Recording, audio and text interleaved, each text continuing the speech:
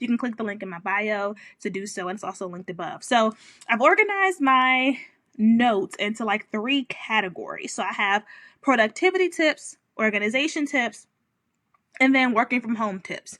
So I'm just going to go in order of, well, I'm actually going to start with working from home. That's the shortest list. So if you are working from home for the first time and or you struggle with working from home, then there's a couple of things that I can encourage you to do from a space standpoint to optimize that. So one of the biggest things that I struggled with when I was side hustling, because when I was a side hustler, I was grinding. I was working on my business all day, like before work, during lunch, all day after work until it's time to go to sleep, on the weekends. And it was starting to be difficult to separate my side hustle from my actual life.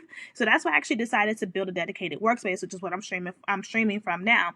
So this office is actually what used to be like my den area, dining room area. So in my apartment, there's like this chandelier that's above me, and this is where like the dining table went. So I decided to get rid of my dining table, my chairs, my dining set. Like I literally gave it away.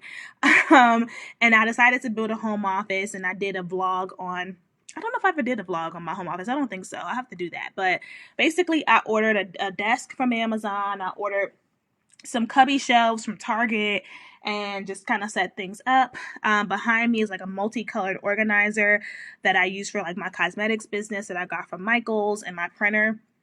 But I decided to build a home office, and I have a ring light like in front of me. And so what I would challenge you to do, while I know that we're in a space where potentially building a home office right now may not make sense for you, and may not work out for you, but you don't necessarily have to do this. I would challenge you to just create a dedicated workspace in your home. It could be at the dining table, it could be a small desk in your room, it could be a seat in the living room, but you want to have a dedicated place where you go to sit to do work. I even have a in my kitchen, they have a bar built around the sink. Before I had an office, I was sitting at the bar because I don't ever sit at the bar.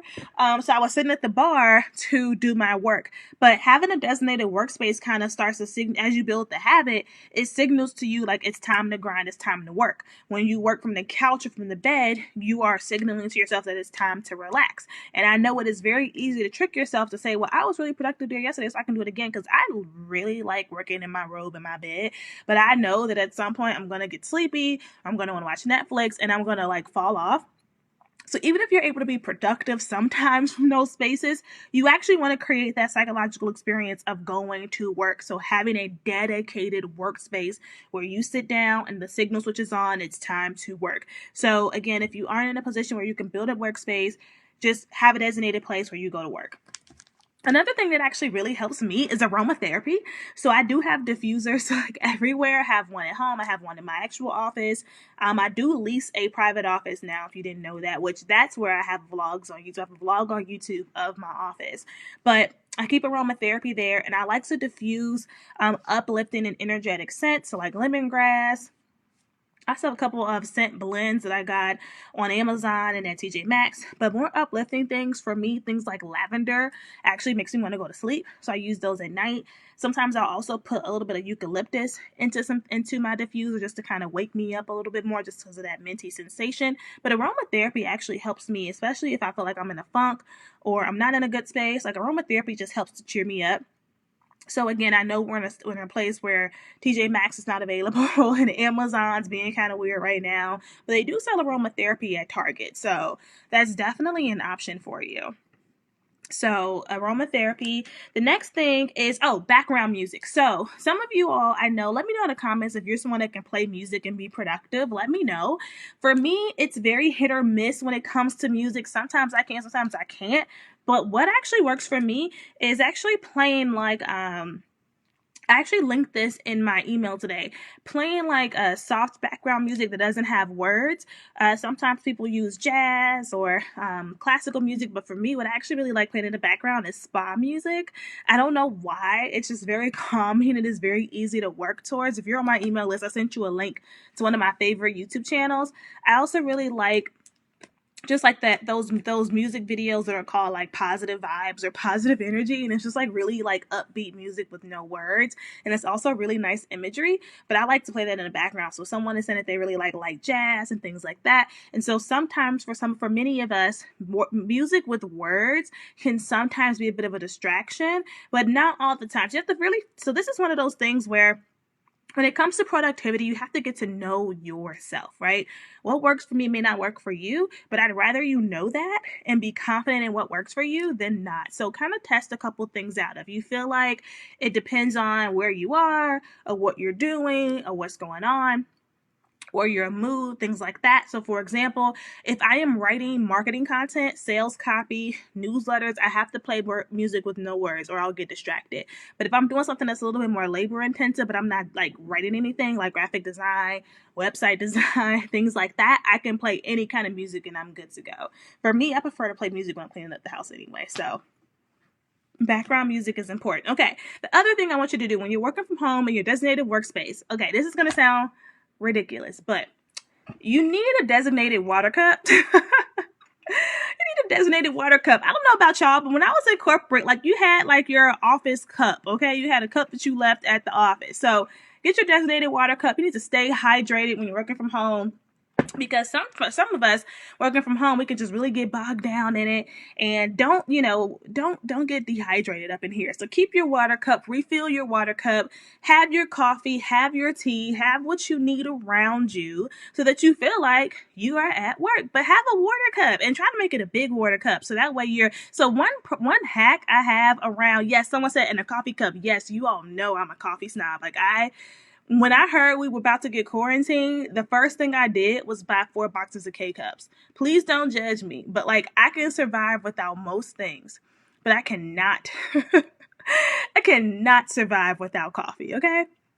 So here's the one hack that I like is I try to get a bigger water cup than not, because you can ensure that you're going to get your drinks in. And there's actually apps that'll remind you to drink water too. So someone said that I'm in my zone when I have my water bottle. It's my thing, and my coffee too. Like, yes, like I have, and even somebody gifted me with one of those like mug warmers that I keep my little coffee cup on. Like, yeah, or if you're a tea drinker or a smoothie drinker, whatever your thing is. So you want to have that. I don't know why that's like a psychological thing for me, but you need your coffee cup. Okay, let's talk about snacks, right? So, y'all, please do not let this quarantine turn into the freshman 20. Please. Listen, I'm a Cheeto kind of girl. I love me some Flamin' Hots, some little Lay's, salt and vinegar, with just, all of that. But you can fall into mindless snacking when you are working from home. You need to be careful with that. If you have children, how you ration like your kids' snacks and stuff, ration your snacks, mark them when the days you can have them, and or incorporate fruits into your snacks. Incorporate fruit. So I love to snack on like sweet fruit, also like nuts and almonds and things. If you have access to those, I know right now there's a lot going on, but if you have access to those, try to actually infuse some healthy snacks. Like one thing I really like that I keep in my refrigerator is actually those breakfast protein shakes, because while I don't have them for breakfast, so I don't really eat breakfast as much, and if I do, it's really light. I actually like that as an afternoon snack, because the afternoon is typically when I get the munchies. So I will instead grab one of those, because it's a little bit sweet, but it's also filling, and then it helps me out a lot. And then if you need to like chew, you need to crunch, that's where like the nuts come in handy, or if you have any fruit, or typically when I have my shake, I'll either have an apple or a banana. Now listen, I'm not a nutritionist, okay? I don't know. I don't have no information on any of that. I'm just telling you what works for her, okay, for me. And someone said healthy snacks helps the brain power. Yes, absolutely. And so I just want to make sure when we all come out of quarantine in 2 weeks, like, we all still, snatched, okay? So have your work snacks, pack a lunch. Okay, I know you are just walking to the living room or walking to your home office, but what you don't want to play yourself and do is tell yourself you about to cook lunch. First of all, you not. And secondly, that's going to take more time, right? It's going to take more time. And we're going to talk about productivity and time management in a second, but you want to make this easy for you. So if the night before, you can prep your lunch, or if you're a morning person, which I'm not making nothing in the morning. Like, you lucky if I boil my egg. Like, I'm not. Prep a lunch for yourself. So that way, again, you can make it easy, right? Like, I've been eating off this turkey chili for the last 2 days. Y'all, my turkey chili is so delicious. Like, I'm so proud of myself. Like, oh my God. Like, I feel like I've been living a whole lie before this, because before, turkey chili was just like a strong, 6 out of 10. But now it's popping. I've been killing it. But it's been like so nice because I can heat it up. 2 minutes later, I can eat it, and then I can get back to what I'm doing. So, and even when I was in corporate America, I was the kind of person that was like, I need my lunch to be short because I want to leave early. In fact, part of the reason why I'm streaming so much earlier in the afternoon, because I know going live at this time is a little strange. I'm ready to clock out. Like, I'm ready to take my face off. I'm ready to lay down. I want to watch Netflix. It's storming. Like, this is signaling me to go to sleep. So I'm doing my work early so I can go to sleep. Okay. But prep your lunch. Don't play yourself and think you're about to make a whole, 5-course meal, for lunch. Now, if you got kids and a whole husband, like, I don't know, can't relate. I don't know what that life is like, but you need to just figure that part out so that you don't have to do the most during your lunch break. Healthy snacks. And then the last piece about the office part is just keeping affirmations around you. So if you bought your Shift Your Power cards, pop one of those up, tape it somewhere. If you pre-order, they on the way. But also, write some things on some Post-it notes, So one of Post-it notes says, excited clients who pay in full. And I just put it on my MacBook. Not my MacBook, but on my iMac computer. So write some Post-its to yourself. Write some affirmations. Write some I am statements on your Post-it notes. Set some goals, write some encouragement. Those things do help. Put it in your little workspace area, and that's that. Let me know if you have any questions about that in the comments. So I'm going to transition. If you're just coming in, I'm talking about productivity, organization, and all of that, my habits and things as a business owner. And then if you missed it, I said I had 3 categories of topics. So we already covered the whole work from home environment piece. And then I'm going to cover productivity. And then lastly, organization. So for productivity, yes, they did ship. You should have got 2 emails yesterday saying your affirmation cards have shipped, and I dropped them off at the post office already. So if you did not see it in your email, check your spam, check your junk. If you still don't see it, just shoot me an email, okay? All right, so productivity. So when it comes to actually now being productive during the day so that you're not wasting your own time, the first thing I'm going to tell you to do, this is very, very simple. I need you to make a list. I'm all about lists. Make a list. I have this notebook that I've had for forever, and I just make lists in here. Sometimes I put multiple lists on a page. You do not need the prettiest notebook and the fanciest app. And I'm not a huge technology person when it comes to like productivity, which I have some apps for you that I'm going to give you for organization, but for productivity, it just doesn't really resonate with me. I'm a paper and pen kind of girl. So you can totally take these ideas and apply it to apps. But for me, paper and pen. So when I'm writing my to-do list, I prefer to write down, I prefer to do like good, better, best, because sometimes we'll write a to-do list with 27 things on it, knowing good and well we're not going to get all of those things done. So with mine, I kind of do like a good, better, best, or a red, yellow, green. So I try to organize my to-do list with what absolutely has to get done today, absolutely no excuses. And then it would be amazing to get this done, but if I don't, I'm not going to die. And then the green, which is, girl, you're being a little ambitious by saying you're about to go ahead and write 27 pages of copy, but you can go ahead and write it down anyway, right? And at some point, that green is going to turn into yellow, that yellow is going to turn into red. So I like to do that so that way, if I don't get through all 27 items, I actually feel really good about the day. Now, most productivity people will tell you, just narrow it to 3 or narrow it to 5. And I'm an executioner. I get stuff done. There's not going to be a day in life where I'm only doing 2 or 3 things. I'm pretty good with knocking stuff out. Maybe it's because of my systems. I don't know. But for me, I don't mind getting it all out and just organizing it by priority, because what has happened for me now that I'm super busy is that sometimes I'll forget. I'll forget something. So if it's on my mind when I'm writing my list, I still write it down anyway, but I use my red, yellow, green system. I highly encourage you to make a list. Now, you can make your list by day, or you can make your list by the week. Either one works. I would say if you are new to this game, test out both strategies and see what works best for you. Okay. So once you do that, my next tip is going to be for people who are always in their email. Set a designated time to actually check email.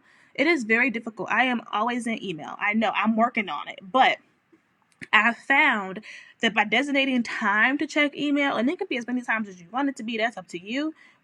But by designating time, you're less likely to multitask. So what that's going to mean is if you have desktop notifications for email, you may want to hide those, put them on do not disturb. So that way you don't multitask. Because one thing I have on my list is like, don't multitask. That is a lie. Multitasking basically just gets you off of what you should be doing onto the next thing, which gets you onto the next thing, and then nothing ever really gets done. So do your best to stay focused on what you're actually working on. And email is like that number one distractor that gets you off of what you are supposed to be doing. So set designated time for email, voicemail, like whatever your thing is, set time for that. I even have designated time to check Facebook. So if you're in my group, I posted like my schedule like a week ago, and like there's a designated time period where I'm checking my Facebook group, I'm checking my client group, I'm checking DMs. Like I typically do that stuff in the morning just to make sure that I catch everything, because what I can't do, even though I make a lot of money through social media, I don't have time to sit on social media all day, because if I'm on social media all day, that means I'm not servicing clients.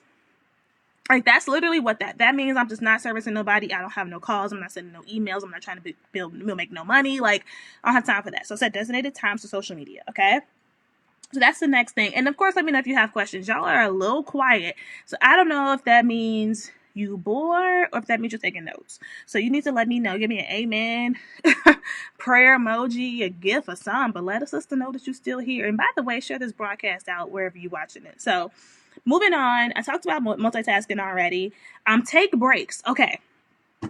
Fellow hustlers, grinders, executioners, okay? Beast at this game. You have to take breaks. If you don't, at some point you will burn out. It may not happen on day 1 or day 2, but at some point you will burn out. Take a break, especially since we are all in self-quarantine right now. You need to get up and walk around, honey. Walk around your house, walk around your yard, your parking lot. Like for me, I live in an apartment complex, so I can walk around the parking lot basically. Walk around the block, get up, stretch, do some yoga, go to the bathroom, get some water, but like do some. Don't just sit here all day. You need to get up, take breaks. So typically, I try to build in my Acuity scheduling. When people book calls with me, I build in a 15-minute buffer in between calls so that I'm not just sitting here back to back to back to back on calls. And that just gives me time to snack, walk around, send a text, call my mama real quick. Like whatever I need to do, it gives me time to do it. Okay, so y'all are here. You're talking back with me. Okay, thank you. Because I'm like, y'all just sitting here looking at me like nobody's saying nothing. But thank you very much. So take breaks. So one thing I read that was recommended was taking like a 10-minute break at the end of each hour. Just kind of, I always say when it comes to best practices, I always say test and learn and see what works best for you. But I would definitely avoid just working for blocks of time direct with no breaks. Okay. So take breaks. Okay, set designated days for meetings if you can. So if you're working a 9 to 5, unless you're like in management, you might not have the ability to say, I don't take meetings on these days. But if you do, and or you're a full-time business owner like me, have designated days for meetings. So typically Tuesdays and Wednesdays are my client days, unless I'm in the middle of a launch. If I'm in the middle of the launch, I'm typically taking calls like Tuesday through Thursday for the most part. But I have designated days for phone calls because phone calls can take up a lot of time and a lot of energy, right? Like typically after a full day of coaching or a full day of sales calls, I really don't have much capacity for anything else. So I try to get all of those done versus kind of breaking it up. So have designated days for calls and meetings if you can. You might even have a designated day for following up on your pitches that you're sending out if you're pitching local businesses or corporations or schools. You have a designated day for networking if you do that virtually. So I recommend doing that just for energy management purposes. And then the next thing with productivity is I recommend that you take the batch creation approach, which is what I do all the time. So typically I try to like not only work on one thing at a time, but I try to like produce multiples of that one thing. So for example, if I'm having designated write today's newsletter time, then I want to not just write today's newsletter, but I want to write my next 3 to 4 or more newsletters that I can get done in a designated time. So batch creation really allows you to get more done while you're already focused and or feeling creative or whatever mood you need to be in to get that work done. You're already in that space. So kind of batch tackling or batch creating your task. So an example of that, not only when it comes to newsletters, I do this when it comes to writing sales copy, writing social media captions. I don't just sit and do one at a time. I don't do stuff day by day. I'm typically creating a couple of weeks worth of content at a time. So when I launched my free ebook, the 21 Steps Guide, like I already had the next 5 freebies for y'all already done when that one was done, when I sent it to the designer. So that's another example. Like I'm already trying to set myself up so that I don't have to do this again for a while. So think about some of the tasks that you need to do reoccurring, and try to get those done in a batch creation space, because while it's going to be consuming on the front end, you're going to thank yourself in the long run when you don't have to write content again for another month, right? And even when it came to like my live streams, I wrote 3 weeks worth of live stream content in one sitting. And it took a minute, but I did. And so that meant writing the titles of the live streams, writing all my talking points, all of my examples, and my calls to action, and putting out my tracking sheet all in one time, and also deciding when I was going to do those live streams. So productivity. So any questions on productivity, let me know in the comments.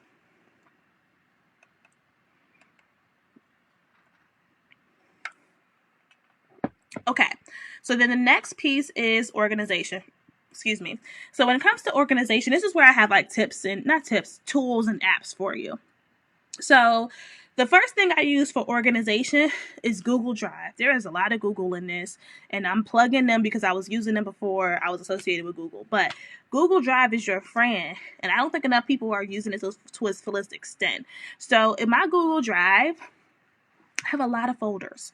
And so I organize folders in broad categories like administrative, marketing, clients, things like that. And as you go deeper into those folders, that's where you're going to find like different layers. So in my marketing folder, you'll find a folder for every campaign I've ever done. And in the campaign folder, you're going to find like sales page copy, email copy, social media copy, imagery, stats, and analytics, right? In my administrative folder, there's a couple different folders. So there's a finances folder, there's a data folder, there's a team folder that actually stores like my job postings that I've done, resumes I've received, like a couple different things are in there. But basically, leverage Google Drive. Don't just make it a dump where all your stuff is. You don't even know what's in there or where it's at. Actually leverage the tools and organize it that you can easily find stuff. And the search feature in Google Drive is really nice because not only when you type in there, will it search the names of files, but it also search the content. So if you're looking for certain words within PDFs or docs, it will actually search within those documents to pull those up. So that's really, really helpful. The next Google tool that I use a lot is Google Sheets. Google Sheets is what I use for almost everything. I use Google Sheets for my analytics dashboard, to track my money, to track my revenue and my expenses. I use it to track I use it to make my content calendars. I use it to save. So I have a Google Sheet document that lists every email I've ever sent with the subject line, and it has a link to the actual copy, when it went out, what sequence was it a part of. I use Google Sheets for everything, and it's completely free. So I encourage you to use Google Sheets. And also I use it for project plans. So that's like a major thing. If you're doing like a major project, which typically a major project is what, a launch, a relaunch, a rebrand, outsourcing, team building, documenting SOPs, Google Sheets is going to be what you want to use for that. Okay, so getting out of the Google family, I also use Trello a ton. Now, here's what Trello. I have a whole video on how I use Trello. It is a part of the Solopreneur Success Challenge, which is free. So if you are on Facebook and Periscope and LinkedIn, you're going to need to go to my website, thepowercollective.co. click on resources, so thepowercollective.co/resources, and you'll see freebies. And under freebies, you'll see Solopreneur Success Challenge. If you're on Insta, you can just click the link in my bio and then click the button that says free resources. So Solopreneur Success Challenge is a 3-day challenge, and it's all about systems and organization, right? So there's a video that shows you how I use Trello. So if you want a deeper dive, watch that. But for the purposes of today, I use Trello to manage my team and to document my processes. So I have 3 people that report to me, and yes, we are virtual and remote. There is one person that's in Pittsburgh with me, but she at home. We are remote. Everybody is safe. Everybody's working from home, and everybody's still being paid. So I use it to document their projects. So they all have their own. We have like a current projects dashboard, so we can see what everybody's working on. And that's where I put their projects and their reoccurring tasks.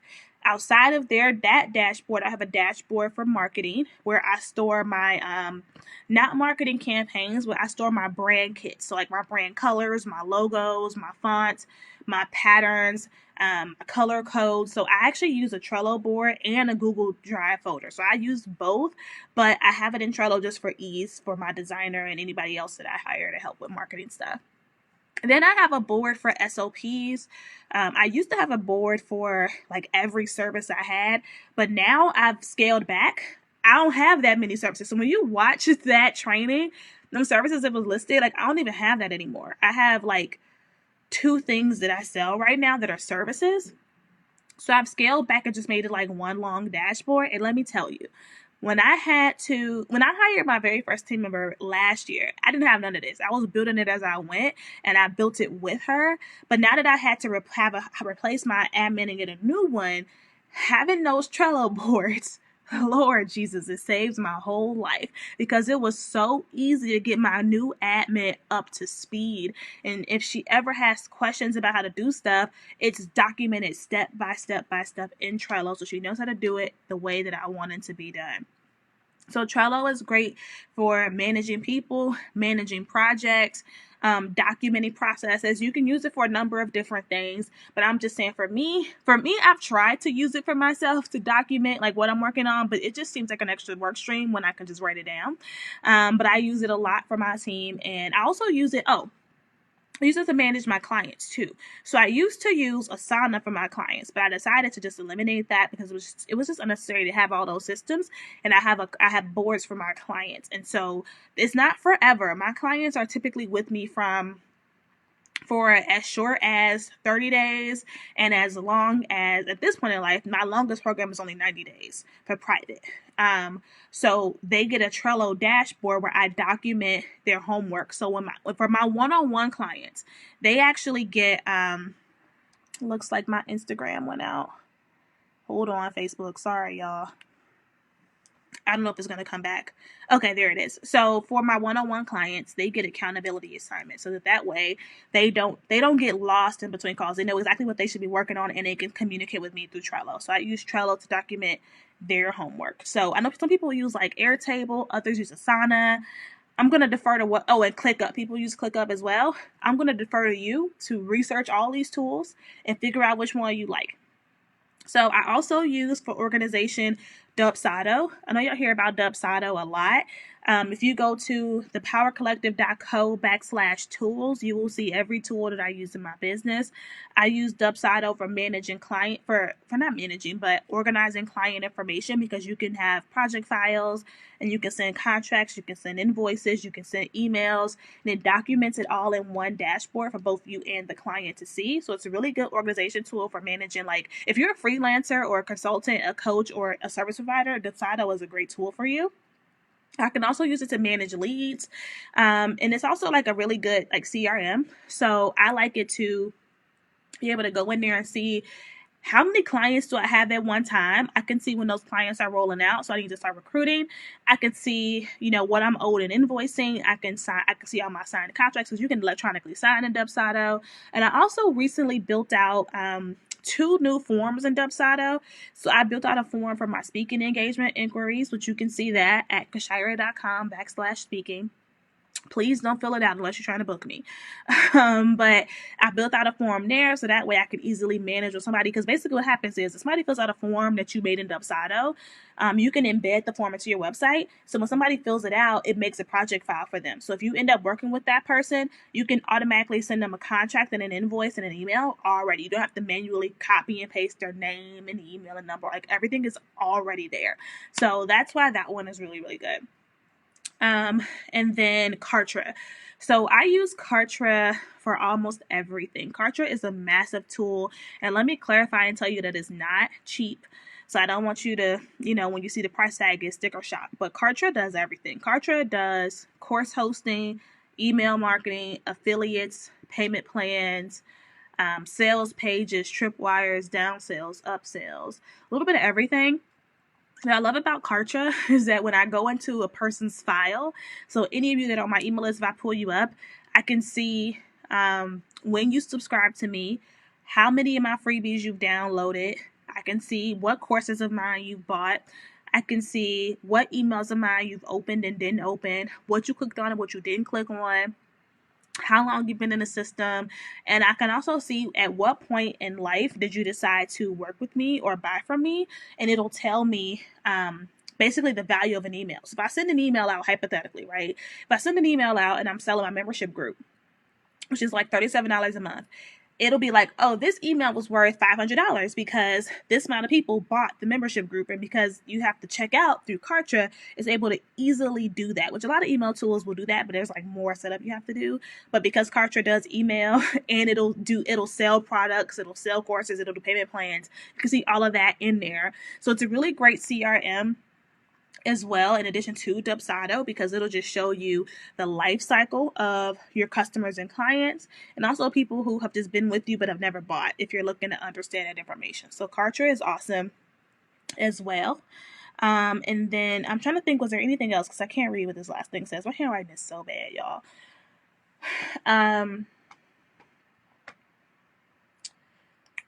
Oh, so when it comes to like random creative ideas that I get, I also like to use a journal or Post-it notes to store those. I have like a little wall where I document ideas and things because it doesn't make sense to execute everything right away. I actually think that like that can be kind of bad at times if you're just always just kind of going on a whim. Like, good, some ideas make sense, but others just don't. So I like to store things for when they do make sense for me. So that's my productivity and organization tips. I have a couple more on my podcast, the Bombshell Diaries. I know I have a time management episode from when I was working full time. If you are a full-time employee, if you want to know what my life was like when I was working full time, the time management for busy bombshells episode will help you. And then I have an episode on managing like multiple brands. That's more recent, that'll talk to you about my time management more now. Someone asks, is Squarespace more to house your business info and Kartra handles everything else? Basically. So Squarespace is like a holder for me. Like it's just more of I just like how it looks, which is why I still use it. But it's definitely a place where I just put like my business information, my services information. But when it actually comes to you taking action, you're either going to be taking action through Dubsado or Kartra. So that's how my business is set up. So you can use Kartra as a website tool. Like you can use it to be a website. You can actually use it to connect the domain. You can build multiple pages. But for me, the reason why I don't do that is I can't get it to look how I want it to look. Like I like how the sales pages look and how the tripwires look. But when it comes to the actual website, I don't like how it looks. And then I feel like it's a little clunky. You have to do a lot. You have to do a whole lot to build a full website through Kartra, and I just don't have that kind of time. So I just stick with Squarespace. I don't have any issue with it. And also, Squarespace gives me Acuity scheduling for free because I signed up for Squarespace a long time ago, and I really like Acuity scheduling, and I like Acuity better than Dubsado's appointment scheduling tool. Oh, I didn't mention Acuity, so I use Acuity for appointments. So Acuity and Dubsado are actually synced up for me, but I don't like Dubsado's call booking tool. Maybe I will in the future, but right now I'm just not a fan of the user experience. But I use Acuity scheduling for appointments.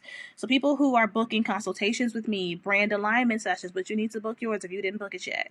Brand alignment sessions, discovery calls, client calls, All of those are booked through Acuity Scheduling, and I've already set up the confirmation emails. I customize those. They get their Zoom link, which I'm actually going to get ready to move away from Zoom pretty soon. I've actually set a reminder that I have until April 1st to find my new conferencing system, and nothing's wrong with Zoom, but I'm always conscious of the user experience, and I think that people who've never used Zoom before, it can be kind of clunky, especially on mobile when you have to get the app. So I'm getting away from that.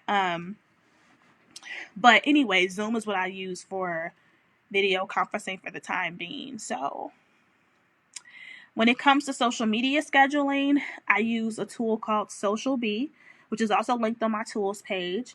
Everything is automated except my Instagram. I prefer to post direct to my feed just because I feel like, I don't know, this might be a bias, but I feel like I get more engagement when I post direct to feed versus doing scheduled. So yeah. So any other questions?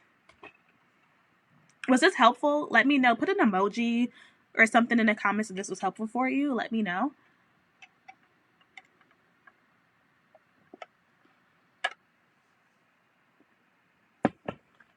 If I think of anything else, because I am a little tired. If I think of anything else, I will post it on my Instagram stories. So make sure people who aren't watching on Instagram, make sure you follow me on Instagram.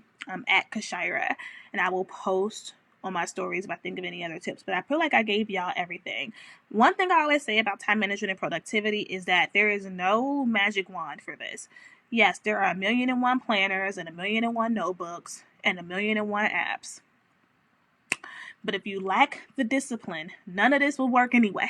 So I always take the simplest approach, number one. But number two, I always say this to you all when it comes to when it comes to productivity tips and when it comes to like softwares and tools, I always tell you to research and experiment and find what works for you. For example, just because I love Dubsado does not mean you are going to love Dubsado. You might want to use HoneyBook or some other kind of tool. Just because I use Acuity doesn't mean that you will. You might want to use Calendly. There is no, for the most part, there's no right or wrong. It's what works for you, what's most efficient for you, and what's going to help you get the job done, be productive both at home and when we can go back outside again.